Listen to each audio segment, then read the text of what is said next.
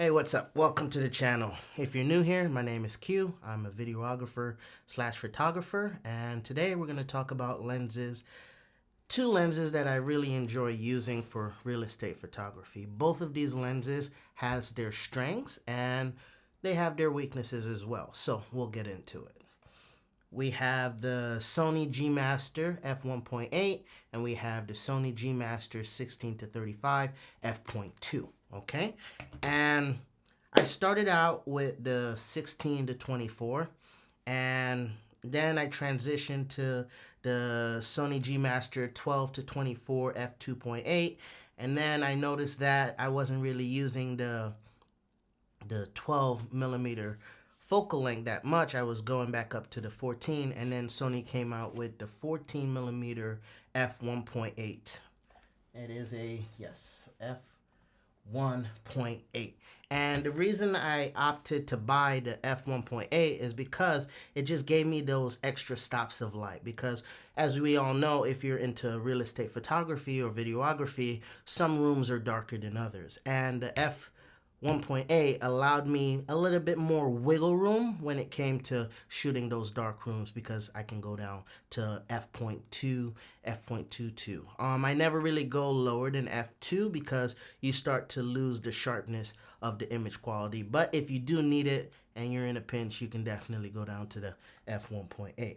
Now, these two lenses are beasts, okay? And a reason I like the f1.8 14 millimeter is for the fact that it's a low light beast, okay? The image quality on it is great. There's not much distortion, practically none. And if there is any, you can fix that in post, okay?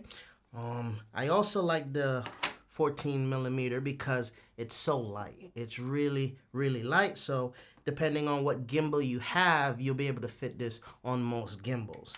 The downside to the 14 millimeter is the front, okay? You can add ND filters or polarizers to it, so that may hurt your workflow. Now on the back, in here, right here, you can add an ND filter on there, but I've never used it. I think it's time consuming having to take it on, put it on, take it off, so I stay away from that. Now, when it comes to shooting on the Sony FX6, I don't have to worry about ND filters because that camera has built-in ND filters, so that's a plus. This is a great lens. Now, when we come to the 16-35 f2.8, this is a great lens. It's one of the first lenses I started with when it came to real estate photography. But what I've noticed is that some rooms, especially bathrooms, are super tight. So when you get in there with the 16 millimeter, you can't really capture the essence of the room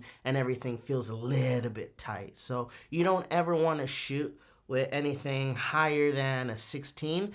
You're gonna not be happy. Your client may not be happy with the results.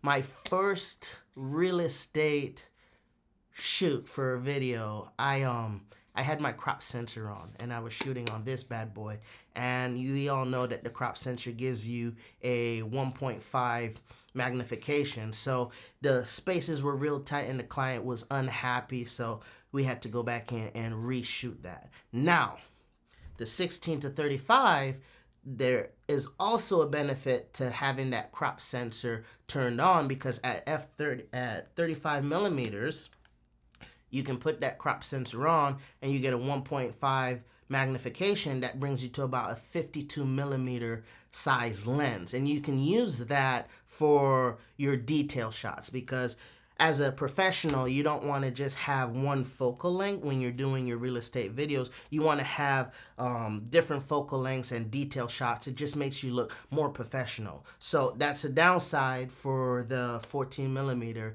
is that you're going to also need another lens, usually a 50 millimeter f1.8, 1.4, so that way you can create a really nice bokeh behind it. But overall, I'd have to say my favorite lens is the 14 millimeter f1.8. I like this lens so much that I traded in my 12-24, $3,000 lens, not cheap, and the image quality on that lens was amazing, and I traded it in for this one right here, and this one goes for, let's see the price, $15.99, so $1,600, and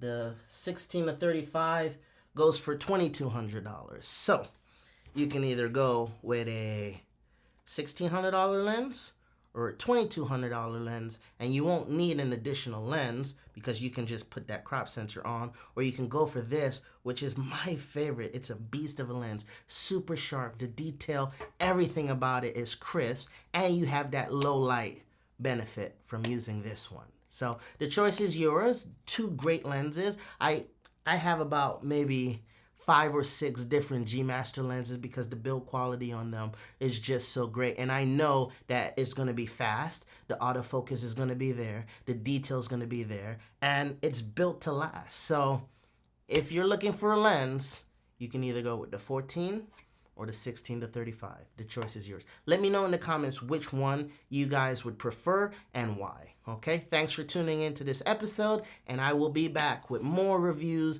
and more videos shortly. Thank you.